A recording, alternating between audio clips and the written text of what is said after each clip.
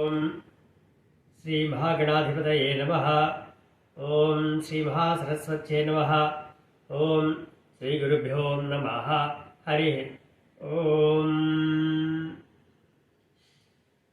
జ్యోతిష శాస్త్రం అనేది వేదాంగాలలో ఒకటి. చాలా ప్రాచీనమైనది, ప్రామాణికమైనది. ఈ జ్యోతిష శాస్త్రంలో పంచాంగం అన్నది ఒకటి.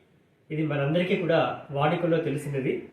పంచాంగం అంటే పంచ అంగములు కలది. పంచ అంగములు అంటే ఏమిటి? జ్యోతిష శాస్త్రానికి ఎంతో ముఖ్యమైనవి ఈ పంచాంగ విషయాలన్నమాట. ఈ పంచాంగంలో వచ్చేవి పంచ అంగములు అంటే తిథి, వారం, నక్షత్రం, యోగం, కరణం. ఈ ఐదింటిని కలిపి పంచాంగములుగా పిలుస్తాము.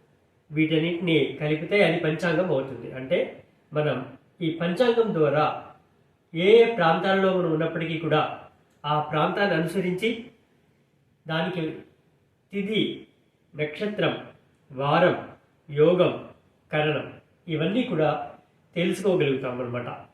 సో ఈ పంచాంగం అన్నది అత్యంత చాలా విలువైనదిగా జ్యోతిష శాస్త్రంలో పరిగణించబడుతుంది.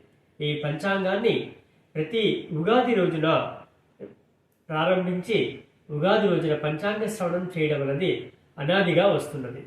ఈ తదుపరి వివరాలని మనం మళ్ళీ చూద్దాం. హరి ఓం.